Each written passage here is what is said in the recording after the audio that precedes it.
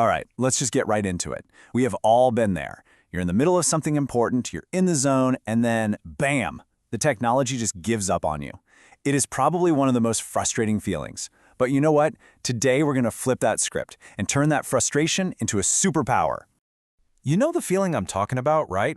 It's that moment of pure panic. Your tools vanish, a button stops working, and your whole day just grinds to a halt. You feel completely stuck, and your first thought is probably, oh no, something is seriously broken.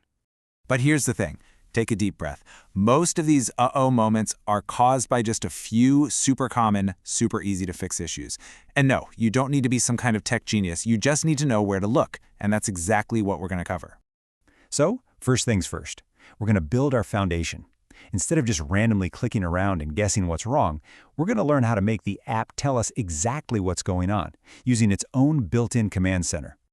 And that's the big question, isn't it? When things go sideways, it can feel so overwhelming. Is it the app? Is it my computer? My Wi-Fi? Where's the starting line for all this troubleshooting stuff?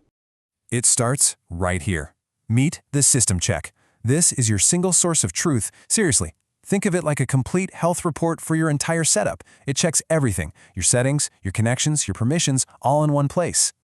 And getting to it couldn't be easier. Just click that little gear icon to open your settings, then head over to the Support tab, and you'll see a big button that says Run System Check. One click, and the whole diagnostic process kicks off. Now, this is where it gets really cool, because the results are so simple to understand. It's basically a traffic light. A green check mark means pass. You're all good. A yellow warn means, hey, something could be a little better, and here's a suggestion. And a red fail? Well, that means something's not working. But, and this is the important part, the app tells you exactly what to do next with clear, simple steps. Okay, now that we know how to diagnose things, let's get our hands dirty. We're going to walk through the 5 most common problems you're ever likely to see. These are the quick wins, the 1-minute fixes that'll solve most of your issues. And I promise, you can do this. So, you open the app, and there's this big yellow banner staring you in the face. It says you're in safe mode, and all your amazing tools, your Gmail, your Slack, everything, they've just disappeared. I know, it looks terrifying, like the whole thing just crashed and burned. But here's what's really going on. Safe mode isn't a broken state. It's actually a diagnostic state. The app did this on purpose, probably because one of your tools have a little hiccup during startup. The main app, all your chats, all your settings, they're all still there and working just fine. And the fix? It's almost laughably simple. Most of the time, a temporary little glitch triggered it. All you have to do is click that exit and restart button in the yellow banner. It'll try to load everything again, and boom, you're back in business. Okay, on to the next one. Let's say you're not in safe mode, but you go to use a specific tool, like your Slack connector, and it's just gone.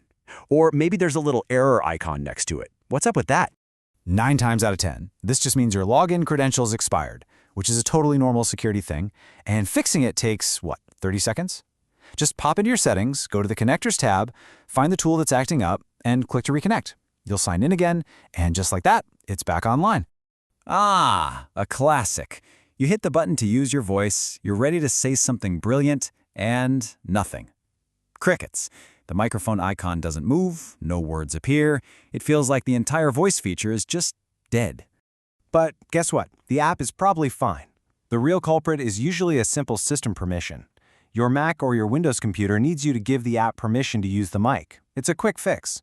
On a Mac, you just go to System Settings, then Privacy and Security, find Microphone, and flip the switch for the app.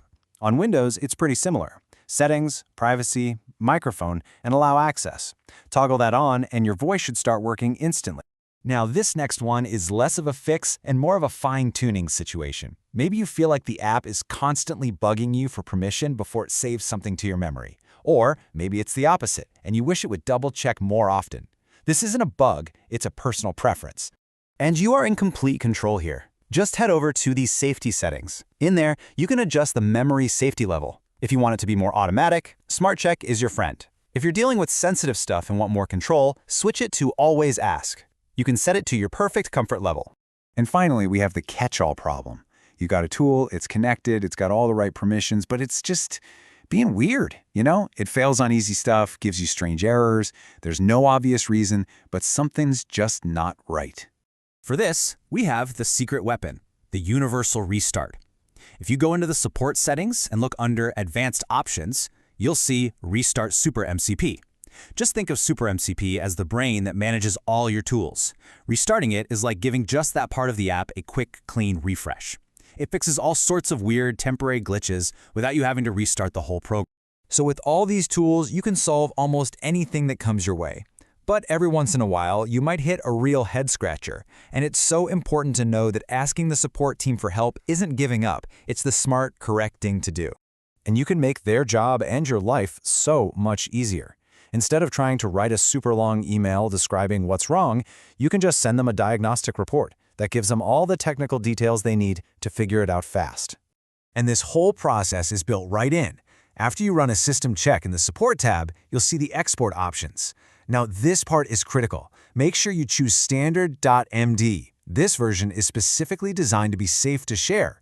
It automatically blacks out any sensitive information, so the support team gets what they need and your privacy is totally protected.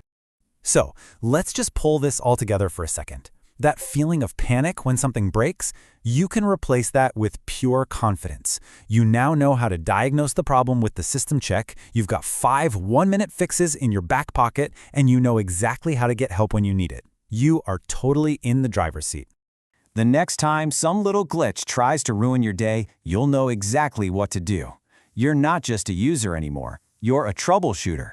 So really, the only question left is, what will you fix first?